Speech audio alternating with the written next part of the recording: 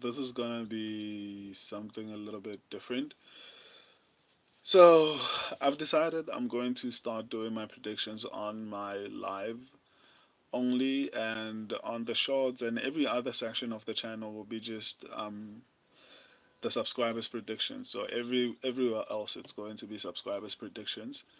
It's mainly because I feel like I need to have a bit of context as far as why I picked someone, because I feel like a lot of context gets lost in what do you call it, in just me posting my picks, for example.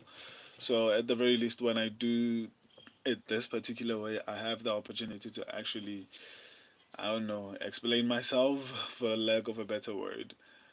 So from now on, my predictions will be coming out like this individually on the live section of the channel. I actually prefer them this way. I anticipate that as a start, the views are not gonna be as high, but over time, I believe everything will actually just slowly come together. Um, I was actually hoping that I would see a couple of individuals just coming in shortly, but I've posted predictions for this particular fight on the standard section of the channel. But I just decided to just be consistent and post this particular, or rather these particular predictions on every section of the channel, basically. So yeah, it sucks because it doesn't seem like there's a lot of people waiting.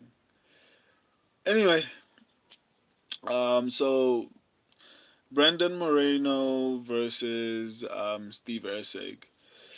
So I've done this prediction before, but obviously because I'm going to go through the entire card from now on, every single week for every single card, I'm going to go through the entire card.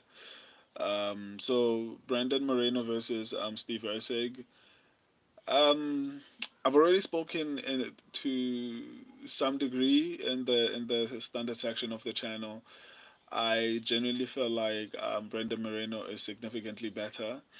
However, I know that a lot of people are high on Steve Erceg, which is, I don't know if it's understandable, but I mean, it is what it is. I can respect their decision to actually ride with Steve Erceg, despite the fact that he's been losing ever since he's been fighting top five athletes, right? But whoever decides that they still feel like Steve Erceg is still worthy of that belief that he has what it takes to actually make it, then I mean it is what it is. I can respect their viewpoint.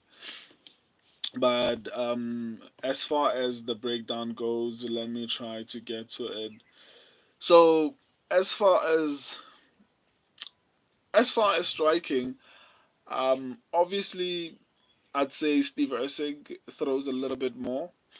He throws a little bit more volume, um, but he gets hit just as much, you know. So I mean, it doesn't really make it that much of a difference if you are getting hit as much as you are hitting the other person. Because if you are fighting someone with a little bit of power and finishing ability, like Brandon Moreno, then it's a problem, you know. Because I mean, which is good even for Steve Erceg, because Steve Erceg has the power to actually finish a fight, but it doesn't go that well if you're fighting someone who can actually knock you out. In this particular situation, it's gonna be problematic for Steve Erceg. However, I guess we'll just have to wait and see. On both ends, I feel like both of them are not necessarily defensively that sound, but if I was to lean to any one particular person as far as being defensively sound, I would definitely lean towards what do you call him? Brandon Moreno. I think he's a little bit better defensively. Obviously, Steve Erceg is a little bit slightly better offensively, mainly because of volume, as far as striking goes. And as far as grappling goes, I don't know. I'd give the advantage to Brandon Moreno. I've seen him fight and wrestle basically against what do you call him, Davidson Figueiredo. So I genuinely believe that with everything that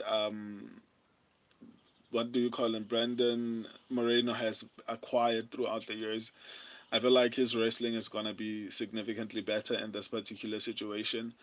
I can see Steve Erceg actually maybe finding a way to get it done on the feet, but as far as on the ground, I don't know. Maybe I haven't seen enough from Steve Erceg to make me feel confident. Um, Maybe I haven't seen enough in Steve Erceg to make me feel confident in his abilities to actually get this one done on the ground. But on the feet, I mean, he has a shot. I mean, he's been knocking people out until he started fighting people in the top five, and it hasn't been going that well for him. Um, so my subscribers have officially went with Brandon Moreno, and I also went with Brandon Moreno. I feel like the championship level experience combined with the fact that, and I know this is kind of like doing MMA mats, but the fact that what do you call him, Steve Erceg lost to Kai Kara France, and Brandon Moreno actually beat the Kai Kara France and finished him. I mean, it says a lot. And like I said in my standard video breakdown, I did say that I do feel like what do you call him? Um, the fight between Kai Kara France and Brandon Moreno was a little bit close until obviously the finish, until Brandon Moreno was able to get the finish. But apart from that, I still feel like I don't know Steve Erceg, but again, Brandon Moreno is gonna be better.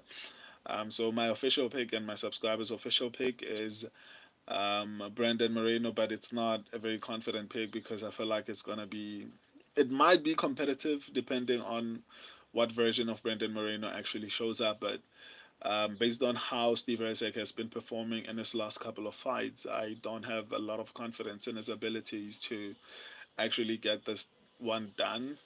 But I guess we'll just have to wait and see. I don't anticipate I'm gonna get that many views on this one, but that's okay. I'll build over time. So that's my breakdown of this particular fight. Not very high in confidence. So yeah, I'm going to now go to the next fight on a different stream and break that one down. I think it's Drew Dober. No, it's Manuel Torres versus Drew Dober. So yeah, on to the next one. I love and appreciate all of you. Join me on the next one. I'm going to start the next stream right now for Manuel Torres and Brandon Moreno. Um, yeah, join me on that one. Until then, deuces.